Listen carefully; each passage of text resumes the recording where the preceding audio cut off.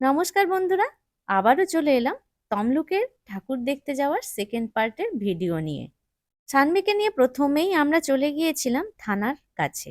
থানার অপোজিটে যে প্যান্ডেলটা হয় সেইটাই এই প্যান্ডেলটা। এটা খুব সুন্দর করেছিল, ভিতরের কালী মূর্তিটা এরকম ছিল। আর প্যান্ডেলের বাইরেটা এরকম টাইপের ছিল, খুবই সুন্দর দেখতে লাগছিল। এরপরে অপোজিটেই থানা ছিল, থানাতে চলে গেলাম। এইটা থানার যে পুজো হয় সেটাই। সানভি থানা আবার দেখলো, তমলুকের থানা কোনোদিনও দেখেনি, তাই দেখে নিল। আর এখানকার প্যান্ডেলটাও খুব সুন্দর করেছিল, বাইরের পজিশনটা এরকম টাইপের ছিল। প্রতিবারের মতো আমি আজকেও কিন্তু আমার ভিডিওটা শুরু করে দিয়েছি। তো যেটা বলার, যারা আমার চ্যানেলটা এখনো সাবস্ক্রাইব করনি অবশ্যই সাবস্ক্রাইব করে নাও, আর যারা এখনো পর্যন্ত সাইডে দেওয়া বেল আইকনটা টেপোনি অবশ্যই টিপে রাখো। কেন কি কোনো নতুন ভিডিও পোস্ট করার সাথে সাথে তোমাদের কাছে নোটিফিকেশন চলে যাবে। এরপরে এটা কিন্তু কি টিএফসি ক্লাব, সেই ক্লাবের এটা পুজো। এটা খুব বড় মাঠের উপরে এই পুজোটা হয়। এদের বাইরেটা এরকম ছিল, ভিতরে ঠাকুরও এরকম টাইপের ছিল। আর এটাও কিন্তু দেখতে খুব ভালো লাগছিল। এরপরে সোজা আমরা চলে গিয়েছিলাম কলেজের পিছনে একটা প্যান্ডেল করেছিল এবারে। সবজি মানে সব রকম সবজি দিয়ে প্রতিমা করেছিল। শিবের গা, ঠাকুরের মূর্তি এবং হাত, প্রত্যেকটা জিনিস কিন্তু এরা বাঁধাকপির পাতা যেগুলো হয় সেগুলো দিয়ে করেছে।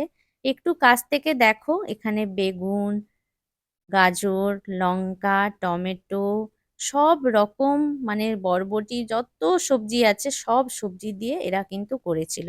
আর একটু অন্য টাইপের করেছিল, তাই দেখতে কিন্তু খুবই অনবদ্য লাগছিল। এরপরে আমরা চলে গিয়েছিলাম কলেজের অপোজিট রাস্তায়, যেই রাস্তাটা গেছে সেই রাস্তায় এই পুজোটা হয়েছিল। এরা খুব সুন্দর করেছিল, একটু অন্যরকম। দেখো, এটা পুরো কিসমিস দিয়ে এই ঠাকুরের মুখটা করেছে, বডিটাও পুরো কিসমিস ছিল। আসল ঠাকুর এরকম ছিল, এটা ছিল পুরো সয়াবিন দিয়ে তৈরি করা ঠাকুর। একটু অন্যরকম করেছিল, ভালোও লাগছিল।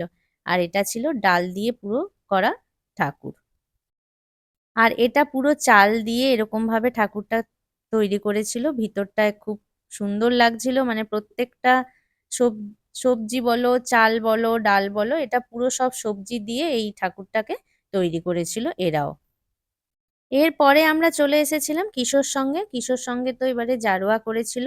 আর ভিতরটা এরকম টাইপের ছিল, জারোয়াদের জনজীবন যেরকম ভাবে হয় সেই জিনিসটাকেই তুলে ধরেছে। আর একটু অন্যরকম ছিল, আর সত্যিই খুব সুন্দর লাগছিল। ভিতরের পুরো ব্যাপারটা খুবই দুর্দান্ত করেছিল এই প্যান্ডেলটা।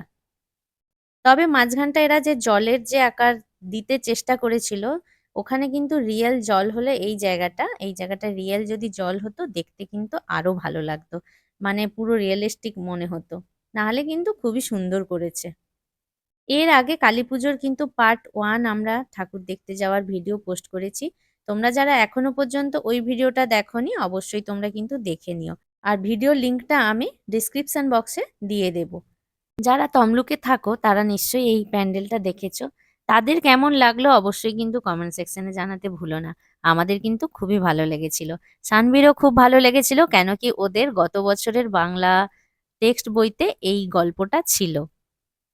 আমরা যখন কিশোর সঙ্গে ঠাকুর দেখতে যাই তখন কিন্তু রাত 12টা বেজে গিয়েছিল, কিন্তু ভিড় দেখছো কিরকম ছিল, 12টাতেও এত ভিড়। ভিতরে ঠাকুরের মূর্তিটা এরকম টাইপের ছিল। আর ঠাকুরের মূর্তিটা দেখে আরেক পাশ থেকে বাইরে বেরিয়ে যাওয়ার এই অংশটা ছিল।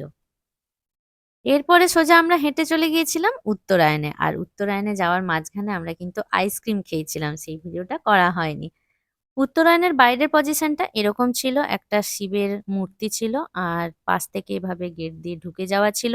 জানি কালীপুজোর ভিডিও এত দেরি করে পোস্ট করছি, তোমরা ভাববে এখনো কালীপুজোর ভিডিও পোস্ট করছে। আসলে এতগুলো প্রোগ্রাম পরপর গেল, তাই সেগুলোও ভিডিও পোস্ট করতে করতে সানভীর নাচও এখনো পেন্ডিং আছে। সবই পরপর পোস্ট করব, তোমরা শুধু পাশে থেকো। আর সবাই ভালো থেকো, সুস্থও থেকো।